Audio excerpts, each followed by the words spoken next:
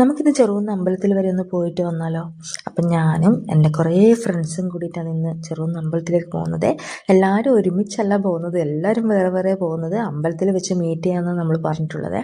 അപ്പോൾ കുറേ നാളുകൾക്ക് ശേഷമാണ് ഞാൻ അവരെ കാണുന്നത്. അതിൻ്റെ ഒരു സന്തോഷം എൻ്റെ മനസ്സിലുണ്ട്.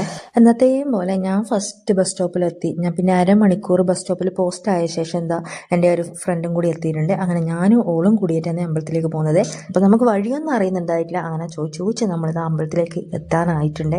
ഞാനും ഓളും ഇങ്ങനെ കുറേ സൊറ പറഞ്ഞുകൊണ്ടാണ് പോകുന്നത്.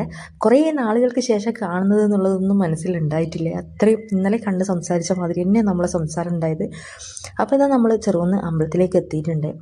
അപ്പോൾ നമ്മൾ പോയ ദിവസം അത്യാവശ്യം നല്ല തിരക്കുണ്ടായിരുന്നു. കാരണം അന്ന് ഒരു കല്യാണം ഉണ്ടായിരുന്നു ആടെ. അപ്പോൾ കല്യാണത്തിന് വന്ന ചെക്കൻ്റെ ആൾക്കാരും പെണ്ണിൻ്റെ ആൾക്കാരുമായിട്ട് ഒരുപാട് ആൾക്കാരുണ്ടായിരുന്നു. നമ്മൾ പോയ ഉടനെ തന്നെ അമ്പലത്തിൽ കയറിയിട്ടില്ല. കാരണം താലികെട്ടും കാര്യങ്ങളെല്ലാം അകത്ത് വെച്ച് നടക്കുന്നതുകൊണ്ട് തന്നെ ഭയങ്കര തിരക്കുണ്ടായിരുന്നു.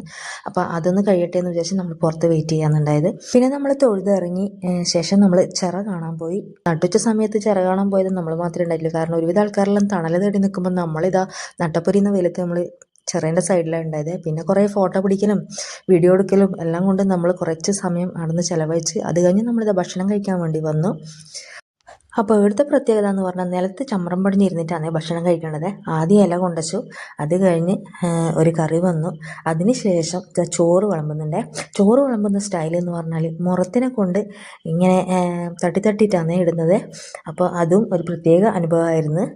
അത് കഴിഞ്ഞ ശേഷം സാമ്പാറും കൂടി വന്ന്, അപ്പോൾ സാമ്പാറും ചോറും എല്ലാം കൂടി നല്ല വിശന്നിരിക്കുന്ന സമയം കഴിച്ച് നല്ല ടേസ്റ്റുള്ള ഭക്ഷണമാണ്. അതെല്ലാം കഴിച്ച് കഴിഞ്ഞ ശേഷം നമ്മൾ ഫോട്ടോ എടുപ്പും കാര്യങ്ങളെല്ലാം കഴിഞ്ഞ് ഇനി വേറെ എവിടെയെങ്കിലും വെച്ച് മീറ്റ് ചെയ്യാമെന്ന് പറഞ്ഞ് നമ്മളെല്ലാവരും വീട്ടിലേക്ക് മടങ്ങി കേട്ടോ.